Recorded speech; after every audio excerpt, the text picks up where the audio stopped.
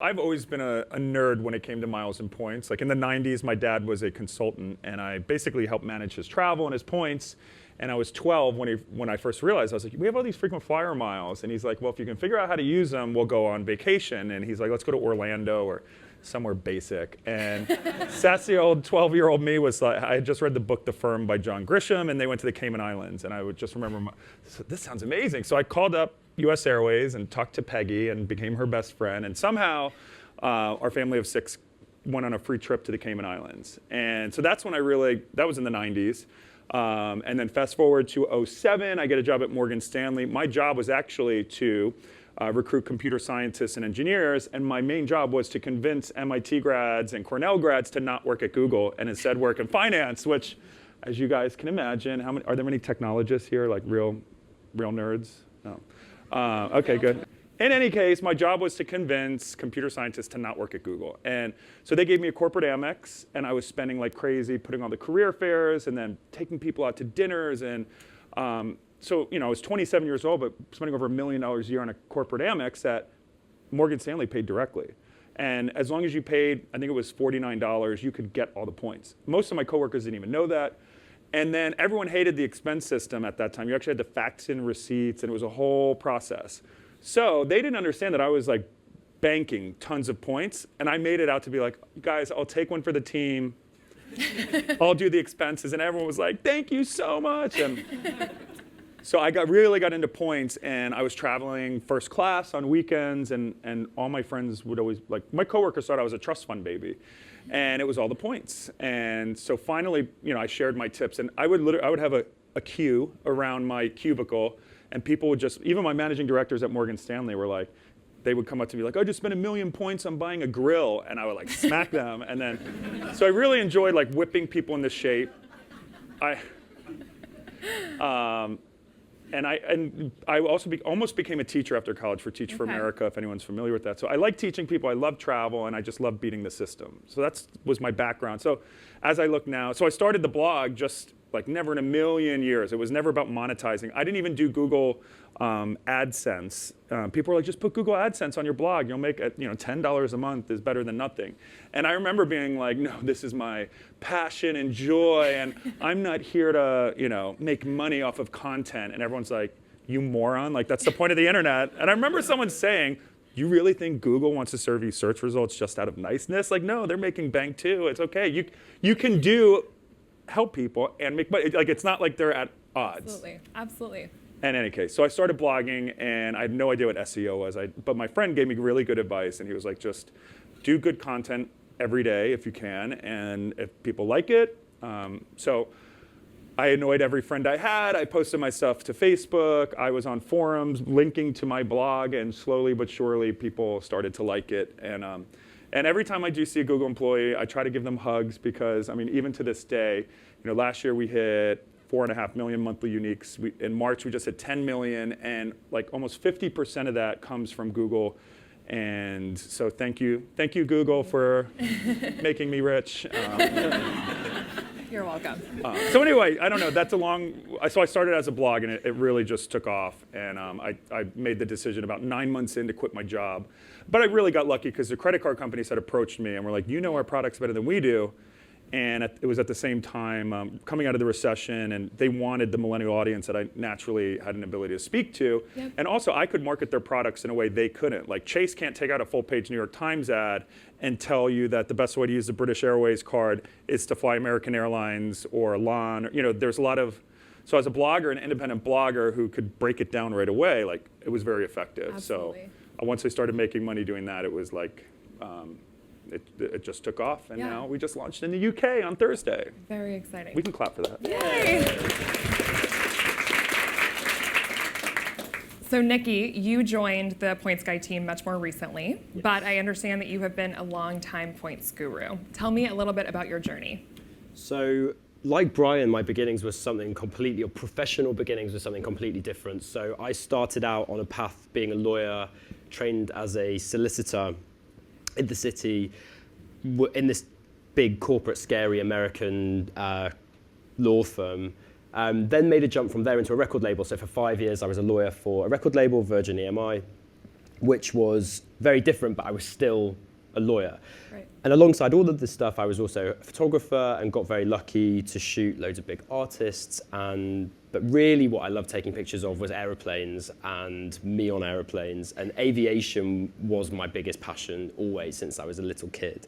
And so I was very lucky to have a sister who was cabin crew. She worked for British Airways. And so I spent my teenage years and going to student years, like the time when it was perfect for me to do it, flying around the world on the cheap, 90% discount, staying in the best hotels, flying with my sister where I'd get on the plane and she would just say, I'd have an economy standby ticket and she'd be like, just sit there. And, I'd be in business class every time. And Nepotism. it was, yeah.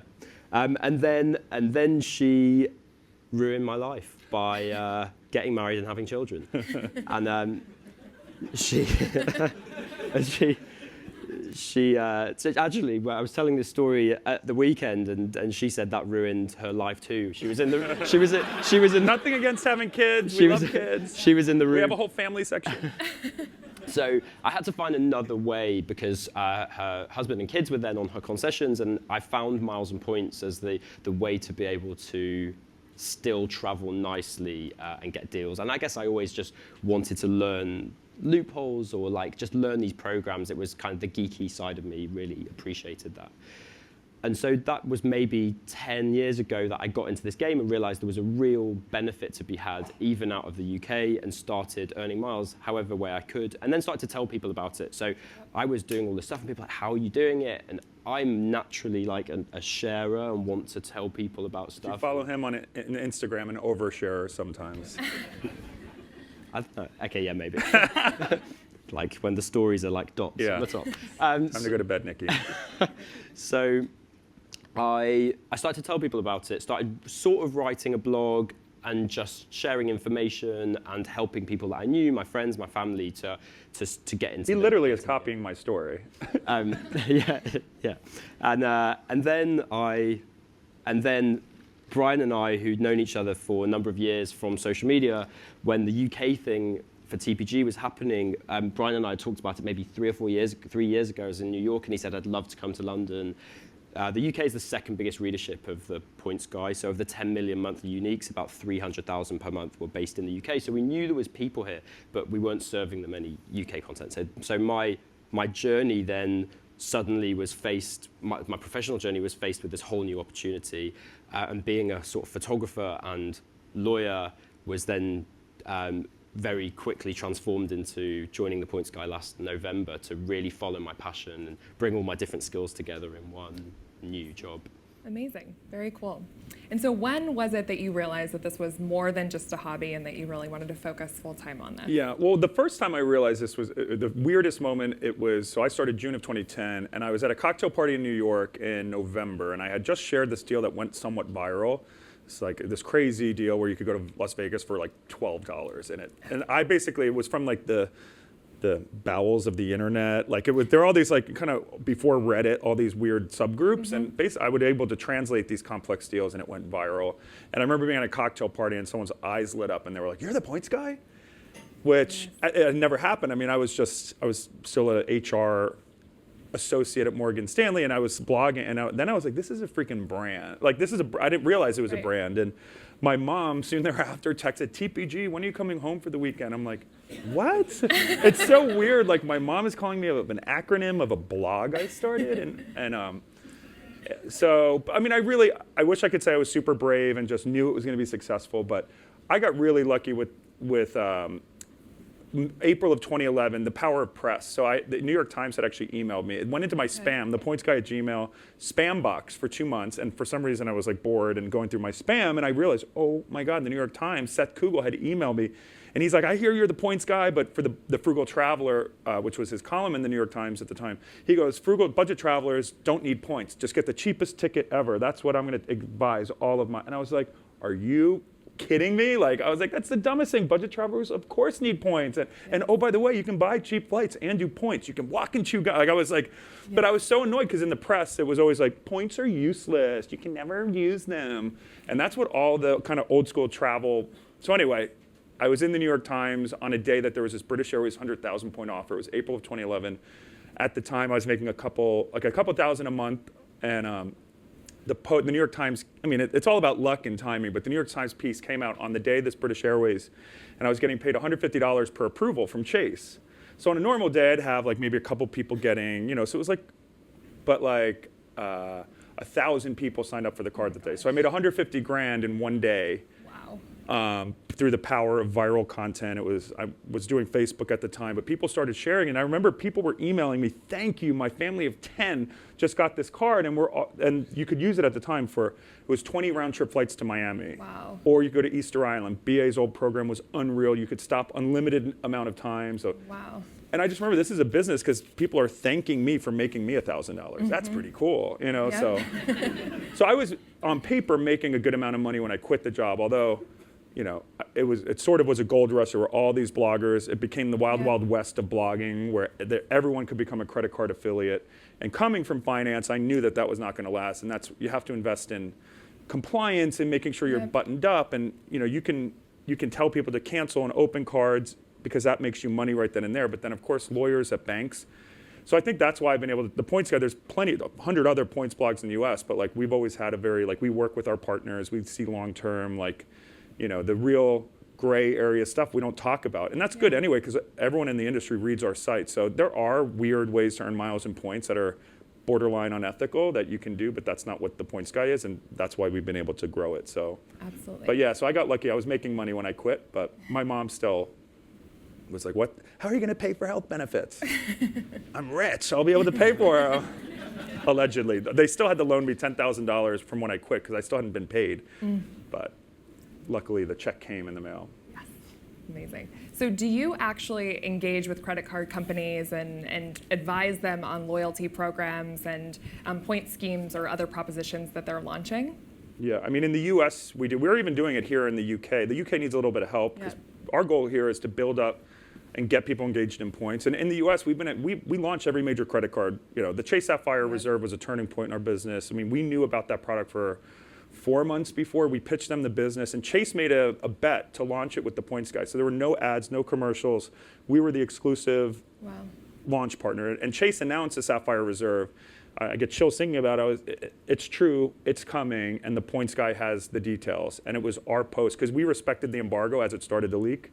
So as a partner and thinking long term, so they actually gave us, think about it, the best credit card to ever hit the market. They announced on social media with the link to the points guy. Wow. This multi-billion-dollar, public company, but they partnered with us in that way, and then it went viral and it launched, Can you talk a little bit about what the Chase Sapphire Reserve card is? Oh yeah, I don't want to make you guys who are jealous. in the UK who may not have access. For the Brits out there. Hearing this stuff is depressing. So the Sapphire Reserve is probably like the top all-around travel credit card in the US. You earn triple points on all travel and all dining. So travel is every cruise, hotel, Uber, public transit, parking, tolls. It's ultra 3x, and the points are worth 1.5 cents each towards any travel you want. And then when you transfer them to their partners like United, it's so unbelievably lucrative. And for the first 4 months, it was 100,000 points when you got the card. Plus you get $300 a year. It's $450 a year card, but it was the biggest no-brainer. I think like a million people got it in the first year. We were their launch partner. I mean, it now is like 60,000 or 50,000 points, but when you think about earning 3x, I mean, in the US, it's not just huge sign-up bonuses, it's also because the interchange rate here, there's legislation that, is allegedly there to help consumers, that it's, 0.3% is what any credit card company can charge to charge a merchant. In the US, it's like 3%. So why rewards are so rich in the US is that the merchants are paying 3% on everything. So the credit card company, they make the 3% plus annual fees, plus interest. So then they kick back for people who spend a lot of money, they'll give you rewards, usually like 1 or 2% back. So here, Amex is the only one that it's not 0.3. They have a little bit higher interchange, but it's still not that great. I mean, 20,000 points. Nicky will get into the exact cards, but So it's a bonanza in the U.S. So if you ever get a chance to get a social security number, work in the U.S. for like 2 months just to get the social security number, because the credit cards are that good. Amazing. This could be the only Is reason. that borderline unethical? No. This is like to where I reveal the only reason I joined the Points Guy. Like I just want a social security number, start taking out US credit cards. Yeah. And also at the Points Guy, one of our unique perks is we pay for all the credit card annual fees of our employees. I'm just very lucky that none of my employees have been able to get the Centurion card yet. But. So you've established yourself as an expert in the US already, and now you're obviously expanding into the UK. What have been some of the biggest differences between the US market and the UK market in terms of points and travel?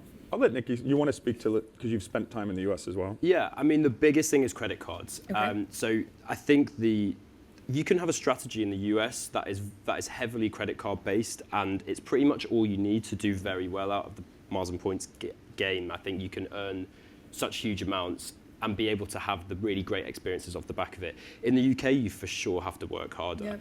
But that harder work is sort of led to a feeling amongst the people in the UK that there isn't even anything to be gained at all, and that's the perception that we want to change. So the main difference is credit cards, and that if you want to earn miles and points, you need to also look elsewhere. So credit cards is a start, and putting spend through on credit cards is important and a solid way to accumulate points, but you also need to dip into loads of other places. In the US, if you get deep into the game, you can earn crazy amounts, but even one credit card sign-up bonus in the US is enough to like really show you something great. Okay, amazing. So I will admit, the first few years of my career, I was traveling a ton for work, but I definitely did not take advantage of points at all. I didn't have a credit card. I wasn't signed up for any loyalty programs. I know it's horrible. So what would you advise to other points newbies out there about kind of getting started with travel and with points? You can do Should I the take this UK. How many people here are UK residents or citizens? Yeah, so it's mostly UK. Does anyone in here is able to take out US credit cards? Oh, that's... Mary. I actually met a reader at one of our events who said the happiest day of my life was when I got married because I could start taking credit cards out in my wife's name. True story, in front of his wife. He's like, I fly first class. I have no complaints. So in the UK, the strategy. So we have a beginner's guide actually on the site that gives you these headline tips that you can start these are the things that you need to do to get going in the game. But the main things are take out a credit card. There are various different products in the UK. Granted, not as good as the US, and they've got slightly worse in the last couple of weeks, but there is still plenty to be. We've got some tears already rolling in the audience. But for example, the Amex Preferred Rewards Gold Card still offers 10,000 points as a sign-up with no annual fee for a year. So that's kind of 10,000 membership reward points, which are very flexible. You can transfer them to different airlines to get you going. The British Airways Premium Plus card still offers 25,000 Avios. And the Companion Voucher, which is a really valuable benefit, which allows you to buy one Avios ticket and get another one for free. So credit cards, getting a credit card is sort of step one, and then conditioning yourself to use the credit card all the time. Like just stop using cash, stop using your debit card. Like we also say, if you can't pay off your bill in full on time every month, like credit cards maybe not the thing for you, but if you can do that, just put everything on your card and earn a reward for every single pound that you spend. Yep. The other one, which is really great, is Tesco. A lot of people don't realise that Tesco Club Card points convert into Avios or Virgin Flying Club miles. So I worked out that if you spend 200 quid a week at Tesco, which your average family probably does if you shop there across shopping, petrol, online, after a year you've earned enough for 25,000 Avios, which is another big chunk. Shopping portals, that's the next one. The British Airways shopping portal at the moment, they're working really hard actually to try and reach the public because people really don't know about the shopping portals. And they offer multiples of Avios on all your purchasing. So ASOS have an offer on at the moment, 8 Avios per pound when you spend at ASOS, which is a lot. That's, you know, a load of people. I know loads of people spending 100 quid, 200 quid almost every week. So that's thousands and thousands more Avios, and almost every online retailer has that as an option. So that's, so there's way more, but even those three things will have you earning. Who here shops online and earns airline miles for the purchases? Okay, good. That's pretty good. But of the rest of you who didn't have your hand up, I imagine all of you are buying stuff online almost every day. And by not clicking the portal, you literally are just throwing miles in the trash. So always, it's so simple. You just put your frequent flyer number in on the portal, puts a cookie on your computer, and then you earn miles in addition to the miles from the credit card. Yeah. Okay. So what credit cards would you say are the absolute top 3 UK credit cards that you could get Okay, so I'd say that the in Amex, terms of point schemes? so the Amex Preferred Rewards Gold is a great starter card because Okay. no annual fee, eases you into everything. 10,000 points is not to be sniffed at, it's pretty good. And they're really, and as I said before, membership rewards really flexible because you can transfer them out to different places. That card also allows you to earn double on travel and international spend, although actually the fees on international spend maybe mean it doesn't make sense to use it, but on travel it's pretty good. The next main one is the British Airways Premium Plus Amex, £195 fee, but in return you get a 25,000 Avios sign-up bonus, 1.5 Avios per pound on spending, which is a really good ongoing earning rate. And the companion voucher, once you spent 10 grand in a year, you get this voucher to be able to buy a whole second ticket. For free. You buy one ticket, you get one free. So if you've got a big bank of Avios, you double the value of that bank of Avios. That's really great. And then the third one, I'd say Virgin Money have 2 Virgin Atlantic credit cards now. They're quite new to the market. And the really nice thing about those is they are a MasterCard. So you can use Amex in most places, but another thing people say to me all the time is like, I can never use an Amex, like it's so annoying. But actually, like, you can use it everywhere online, but for the times when you really can't use it, having a MasterCard and the paid version, the premium version of the card earns 1.5 Virgin miles per pound. Okay. So that's also pretty good sign up, a pretty good earning rate. You earn 15,000 points to sign up. And if any of you passing through a Virgin Lounge, this is my top secret tip, they have these little cards in Virgin Lounges at the moment. And if you sign up via the link they give you on the card, you earn 30,000 points instead of 15,000. So if you find yourself in a Virgin Lounge, make sure you ask. They normally have a flying club representative, but that's like kind of crazy. I couldn't believe that was a thing when I was there. Yeah, that's a good tip. Yeah. All right, so another great way to earn points is through airlines. What are your favorite European airlines? I mean, I'll start. I love Lufthansa. Lufthansa first class is my favorite way to get across the pond, and it's a great value. Amex, 70,000 Amex points to Aeroplan, and you can fly Lufthansa first class, which is like amazing seats, caviar. Lufthansa is the number one purchaser of caviar in the world. They serve it on every single first class flight, and they give you like a little tennis ball sized. I'm just thinking about it now. So I like Lufthansa long haul. Okay. The BA carrier, I just saw the new Virgin Atlantic A350 seat, which is a huge improvement over Virgin. Virgin and BA have had very outdated products for years, so they're finally, over the next couple years, investing. But my vote's Lufthansa. I think this is maybe a controversial answer, maybe obvious, but Ryanair. it's Jet2 because I'm from Leeds, and so is Jet2. No,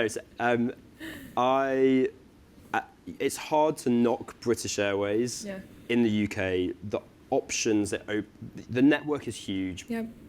You can get pretty much anywhere.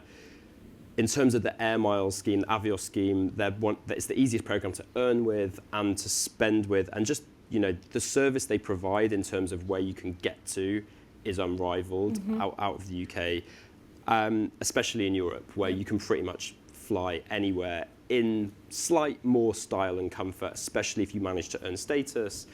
And the airports are nicer. Like, I would always rather fly out of Heathrow than I would out of Luton. And just so to be clear, we're not sponsored by any airline. We pay for all of our own flights. We always have. So all of our reviews, we don't take freebies. Just felt like saying that. Yeah. He sounded like a fanboy. That's it. Well, I get on planes and I'm straight away. I'm like taking pictures of everything, and the crew are often like what are you doing? And like I just love planes so much. And I think they get a lot of people like that. So it kind of they take you into the cockpit, give you the little pin. So you kind of made a joke about Ryanair, but honestly, Ryanair, EasyJet, a lot of these airlines. By the way, I flew Ryanair Stansted to Edinburgh like a couple weeks ago. We went to Glen Eagles, which was awesome. If you ever want like a fun Scottish getaway, loved it. I didn't golf once. I played with their shooting dogs. They have these like 10 adorable Labradors. I'm a huge dog guy. And we literally were just in a cuddle puddle out in the field playing with these labs and went skeet shooting. Anyway, so I did a video review of Ryanair, and I did a taste testing of other cuisine in flight. Cuisine. Stay tuned. I loved it. Like I felt like a king because I paid for the exit row, and like most airlines won't like police boarding because everyone's elite or this or that. Like Ryanair is like, with like crazy enforcement, and like I was the one sucker who paid for like the exit row. Yep. But anyway, so I like it. But back to the point of Ryanair, if you can save cold hard cash, like it doesn't make sense to pay triple the price to fly BA on a short flight. Who cares? BA economy is essentially the same thing. So when you can, it would never make sense to pay $200 more to earn 1,000 avios. The whole points game is it's currency, and you got to figure out when you can win and when you don't. And certainly flying short haul, saving your miles for the really expensive ones. It's all an arbitrage game. Another advanced like tactic, especially if you fly to see family in the U.S. or Asia, is buying miles. So Alaska Airlines sells miles for less than 2 cents a piece. I fly first class back and forth from here in New York, but we buy Alaska miles. So it's 70,000 for BA first. So I'm buying one way for 1,400 US. I mean, granted, their taxes and fees bring it to like 1,800, but I'm buying BA first for a 3,600 round trip, pretty much any day of the year. When it sells for 12,000, like, or even buying business class is 6 and upgrading. So that's an option. I know a lot of premium travelers in the UK will buy currencies like Life miles, Alaska miles, and then use them to book flights because you can't earn them as quickly. So just another thing to think about. Okay. What about you? Ryanair, EasyJet, what's your?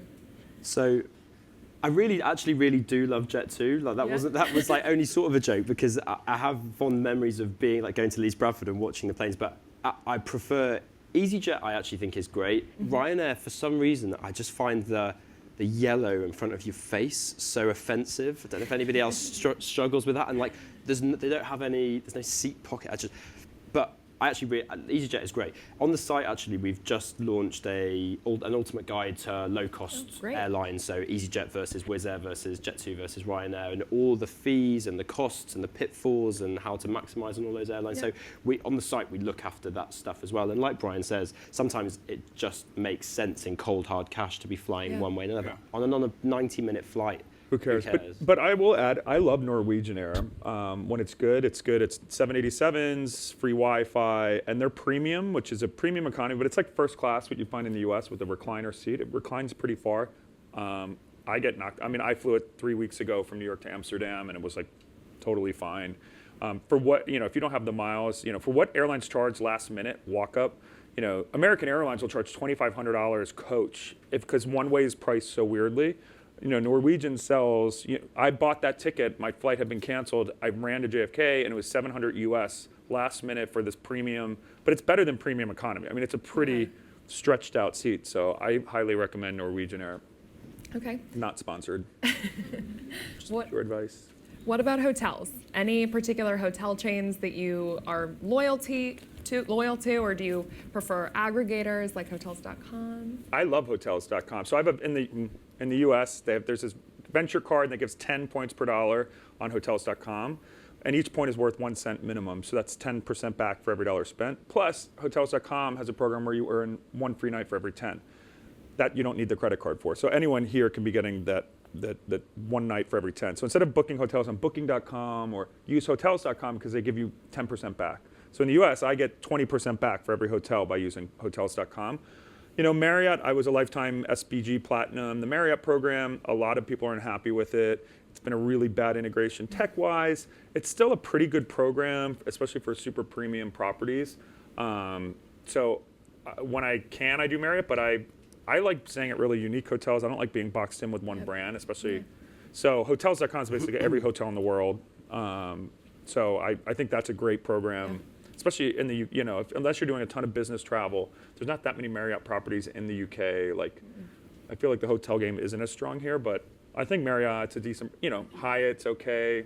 I get a little less excited about the hotel programs. What about you? Yeah, and I mean, hotel points are actually much harder to earn here because there's no lucrative credit cards where you can be earning masses of points, and I think it's something that's just a bit less sexy, spoken about less. But actually, so one thing I'll add on to, because I've used it a couple of times, with the Amex Platinum, you get access to Amex fine hotels and resorts, and actually they have some incredible properties there with some amazing benefits. And just a couple of days ago, I'm going to Indonesia, and I was looking at Jakarta, and they have 2 hotels on offer in Jakarta, a Mandarin Oriental, and I forget the other one.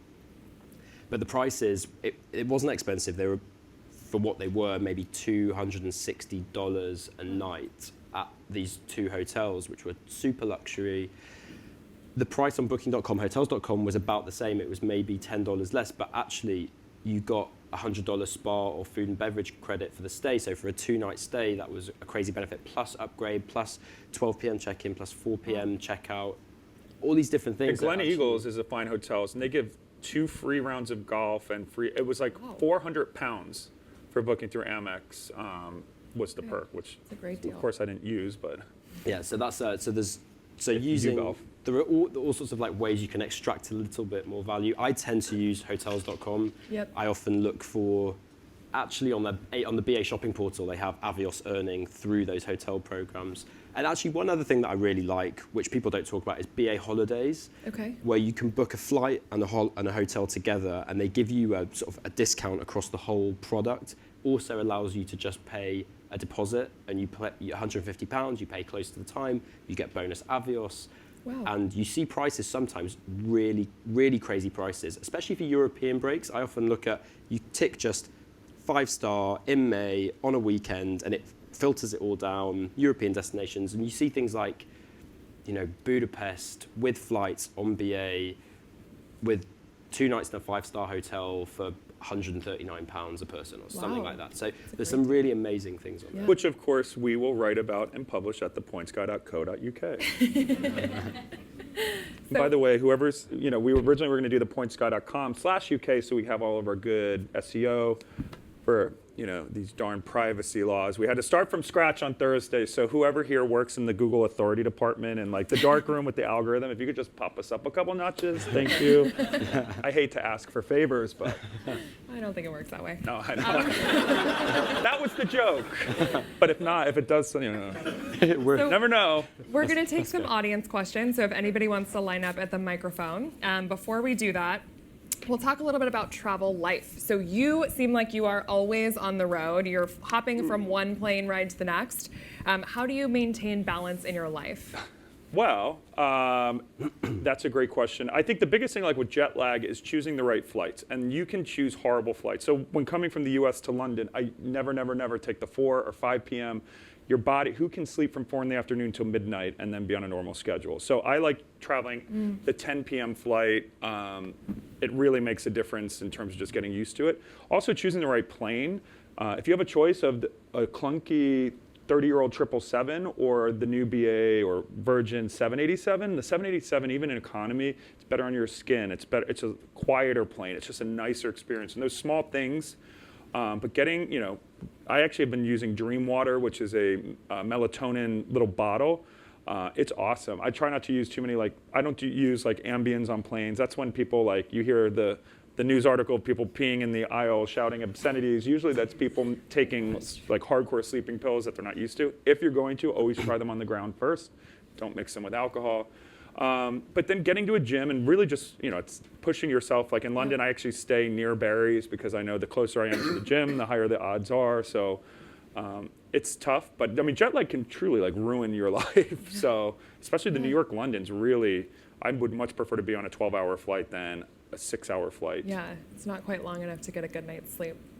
What about for you?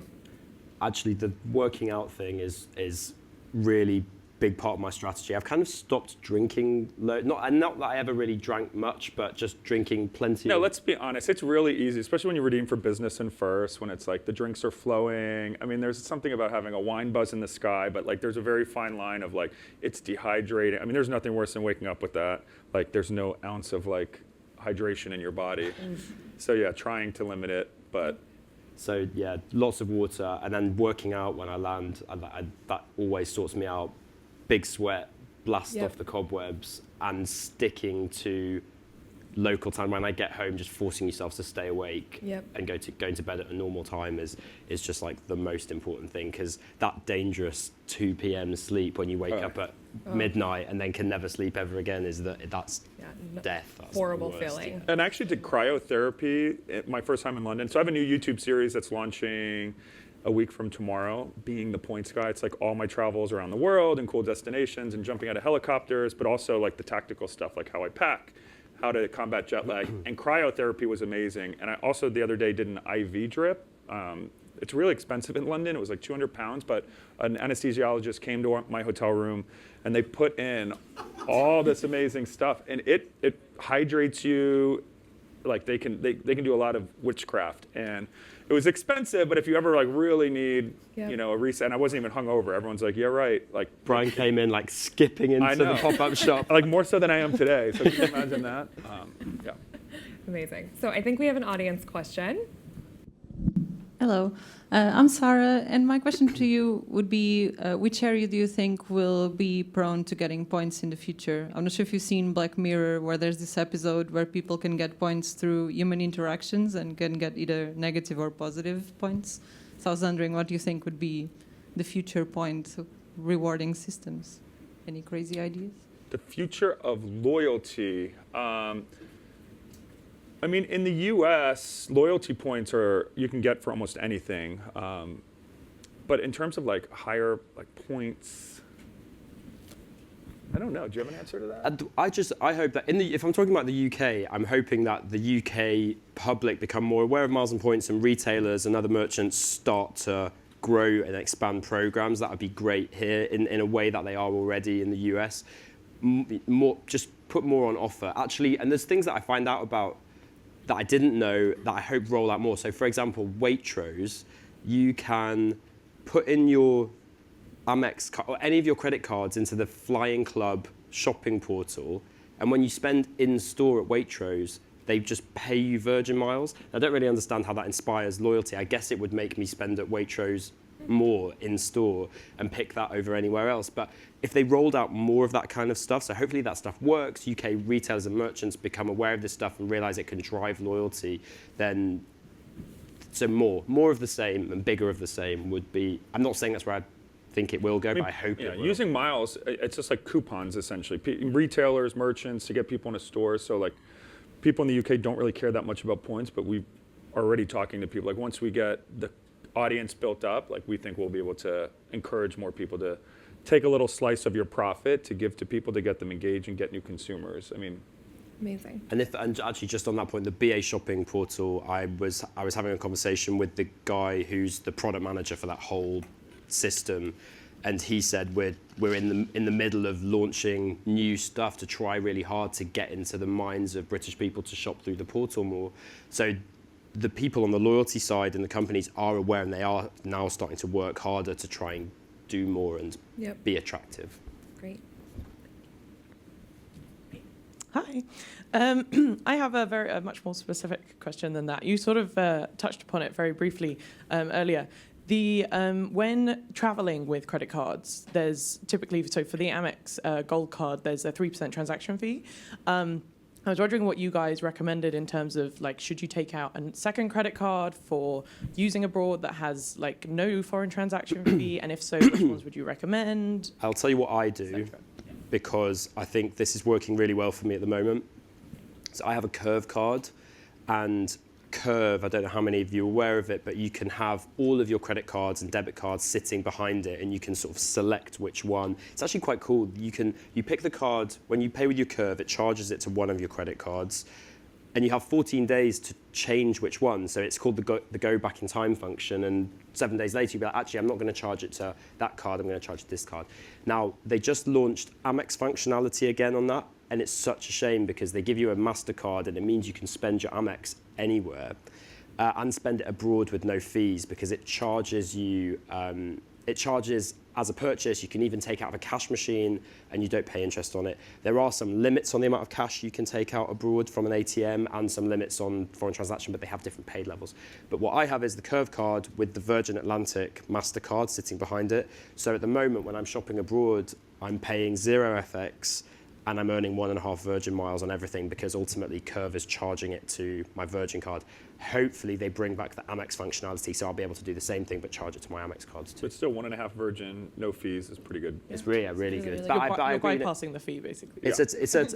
but you know, would I go and use my BA Amex card or an Amex card earning 1 Avios per pound abroad? Doesn't really make sense. Like 3% doesn't cancel out But the the 1 Amex Avios. is 2x on travel, or it's 2x abroad. The Amex Gold is 2x abroad. So it's like if almost you get, like we value Amex points in the US at like 2 cents a piece. Like if you're close to getting, and you want to top up your Amex, and you think about it, so you're getting if you value them at 2 cents each, you'd be getting 4% in value back and you pay 3. It sucks, but like if you need to, you could still win, but you have to value Amex at that level. Some people, I mean, I can spend Amex points and get 5 cents per point in value.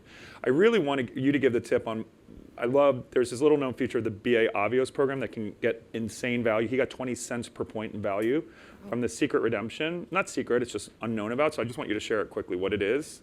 So because I love it. It's called a multi-carrier award, and it allows you to book a ticket with Avios on 2 or more Oneworld airlines. So my ticket included British Airways, Qantas, and Cathay Pacific, but it can be any 2 or more of any of the Oneworld airlines. And it prices on a completely different chart. So instead of paying per segment, you pay an overall cost of whatever the mileage is, and it's in mileage bands. So there's a cost for 0 to 5,000 miles, and then 5,000 to 10,000 miles is another cost.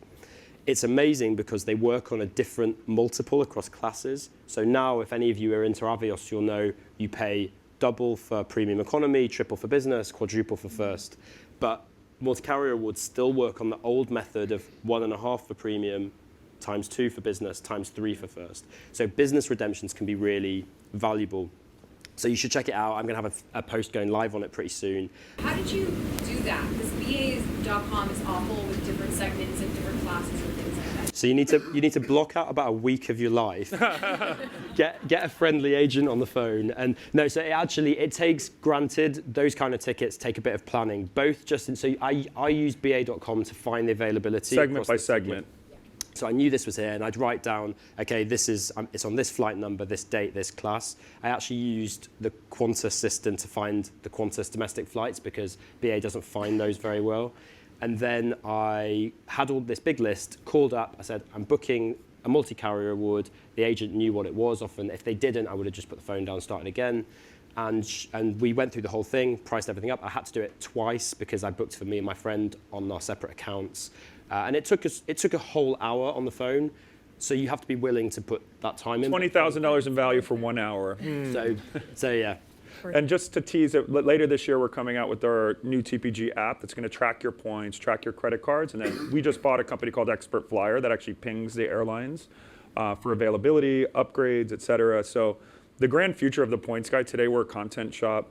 Our app is going to change the game. We're working with airlines directly to add value because right now the booking process is horrible. I mean, how many different websites you have to, and like kind of figure out what's a good hotel or how should I buy this airfare? So the Points Guy in the next couple of years is going to really elevate to a whole logged-in experience that will give you your net worth in points and tips and curated content and all of that. So I'm very excited for that, and I think it's going to dramatically help our readers get that value so you don't have to just sift through a million old blog posts and kind of cobble it together.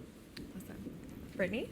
Yeah, so I was curious if you are able to get this Chase Sapphire Reserve card, but it's going to involve you're making money in pounds. And Yeah. I mean, you have to transfer it back over to dollars and spend in dollars. And then it says no foreign transaction fees, but like actually, is there a little bit of a cut that the bank is taking or whatever? You'd be surprised. I mean, different banks. We just did we're doing tests on that on foreign transaction fees. We bought the same item in multiple countries at the same time, and like the actual conversion rate with banks. Now, when you're actually transferring funds, I know that there can be. So I think you have to look into it by your bank. And yeah, if there's like a 3% spread, then yeah, that's actually, I mean, it could still be worth it if you're really earning tons more. But I know most of my expat friends still use your U.S. cards here, you know, that have no foreign transaction fees, and they're roughly, they're not going to charge you 3% to pay that. Although I don't know when you transfer funds from pounds to U.S. That's I don't know. Has anyone here had any experience with that? I've done that. I have that exact situation, actually. And I transfer with TransferWise, and it's an amazing service. So you still use your U.S. cards, my earn the Sapphire triple. Reserve, and work here in the UK. Yeah, so I You recommend. heard it here. Cool, She's a helpful. Points Thank you, girl. guys. Okay, one more audience question, and then we'll start to wrap up. Hi, thanks for coming. Mine's kind of specifically about spending points. I know you mentioned you hear it a lot. People are like, I don't know how to spend them. So I've got the BA premium black, the black one. And I've got so many points from work travel, and I've had the companion voucher for like a year, but I keep looking for ways to spend it, and it keeps saying like there's just never availability. And same with Avios, like even using them to get money off. So I was wondering if you had any tips on like finding the right ways to spend points, specifically airline points. Where do you want to go? Like, what's your kind of dream? I want to spend it on long haul, like I guess, Asia. Okay. For the companion voucher. Okay. So the way to really, if you've got a year left on your voucher before it expires, then you've probably got a chance to get this right. But BA release flights, they release 2 business class seats and 4 economy seats on all long-haul flights for use with Avios for redemption. So they release them 355 days out. So if you pick the flights that you want to take, there will always be at least 2 business class seats on every flight. You have to be there on the phone at midnight to book those tickets, but they are available to you to anywhere. That's most applicable if you're trying to go at a busy time of year to a popular destination, and to often destinations where they don't have high frequency of flights. The classic ones are Cape Town or Australia, especially in our winter, people trying to go away around Christmas holidays. If you really just want to use them and you want to go somewhere and you're not that bothered, or you really just want to fly first class, places like New York are very easy to redeem to because there's so many flights a day. And you can I often see on any day of the year, you can pretty much get business and first class availability to somewhere like New York. Other places are just way harder because there's 10 flights a day to that versus 2 to Cape Town. Or I also think Asia is a little bit more difficult, but I would also open yourself up to flying to different places in Asia and use your Avios. So don't just look, if you want to go to Bangkok, don't just look at Bangkok. Look at Singapore, Kuala Lumpur, look at Hong Kong. And then from there, you can even use your Avios, for example, from Hong Kong, fly Cathay to literally anywhere in Asia. So we actually also have a website I mentioned we bought called Expert Flyer. Expert Flyer scrapes and has direct connections to a ton of airlines, including BA. It's $10 a month, and you get up to 100 alerts for award tickets. And what that means is you can set 2 tickets available for companion on all these different routes. And then every day, multiple times a day, we scrape to see if anything's available. And then when they are, you get an Expert Flyer notification that emails you. Because things are opening up and closing all the time. The airlines have very dynamic pricing models. They may drop 6 business class seats, because their pricing model tells them Singapore's open next week, it's a dead week or whatever. You would never know unless you were checking every day. So Expert Flyer does that work for you. And that's what we'll have in the TPG app later this year. But we have blog posts on Expert Flyer. Could for $10 a month, to help you get the 2 business class seats that are worth thousands. That's more of an expert tool. It's not that hard to use. You work at Google, I'm sure you're pretty smart, but it is like sort of for experts, but those are my favorite emails in the world to get, because I'll set tons of alerts, and it's like, that Qantas first class, there's only gonna be 1 or 2 seats ever, but I snatch them before anyone else can book them online. Thank you. Thank you. All right, we only have a few minutes left, so I'm going to end with one final question. Can you tell us what is the best deal that you've ever gotten booking with points? Or your favorite experience booking with points? Well, I'll go. So my favorite way of using points these days, the most meaningful to me, is through our partnership with Rainbow Railroad. So it's an amazing organization. Basically, LGBT people are persecuted around the world. We know it's still illegal in over 50 countries. Some countries worse than others. If you've heard of reports, I remember 2.5 years ago listening about Chechnya. LGBT people are being rounded up. There are actually concentration camps. And I remember reading the New York Times article being like, this isn't, like, you deny, like, this can't be happening. It's true. Jamaica, trans people are killed every week. It's horrible for them there. So through Rainbow Railroad, you can donate your airline miles, and they actually fly people out and get them asylum. So I've been working with them for the last 3 years. We're actually about to do $1 million donation campaign around Pride this year. If any of you are going to be in New York, it's World Pride. It's going to be the biggest Pride ever on multiple levels. But 50,000 miles can help save someone's life. And you may think, a lot of huge charities will take your miles and they just liquidate them. But what happens with Rainbow Railroad is they're in a huge pool, and we book people. So I had the ability of going to Toronto, where a lot of our refugees live, or asylees, and I was at the dinner with like 20 of these Chechnyan guys who slashes across their face, everything. And they told me the minute the plane took off from Moscow, because we have safe houses, we get them places, and to know that my frequent flyer miles, they actually connected me with the guy, and he, you know, the minute the plane took off, I just started bawling. And to think, like my frequent flyer miles, like yes, I love going to Tahiti and help save someone's life, and there's no better feeling in the world. So there's a ton of charities you can donate your points to. Finding one that you really connect with and getting involved. So yeah, points can save people's lives. Love it. I mean, I should have gone first, I think. We could So close. here's selfish Nicky with a holiday that he enjoyed himself. I'll give you one that I really loved, which was such a neat redemption, was they had an American Airlines card in the UK, unfortunately not available anymore, and the sign-up bonus for the card plus the amount you had to spend to get the sign-up bonus, you were left with 40,000 advantage points, which then was the right amount to book London to Abu Dhabi on the Etihad apartments. Wow. And that was just the most insane experience, especially because I paid these 40,000 miles that I just received. It was £186 tax, and I got picked up by a luxury car at my house, driven to the airport, was in an apartment on the plane and showered on the plane, and then was taken to wherever I wanted to go in the Emirates when I landed in Abu Dhabi. So that was a special and neat redemption. Yeah. Didn't save any lives. Actually, on that trip, where are you going with this? On that trip, I ended up driving up to Oman, and I did try to resuscitate a man who had a heart attack on the boat, but he unfortunately died. But I did. You tried to save a life. I was part of. A for effort. All right. Thank you guys so much for attending. And with Love that. I just.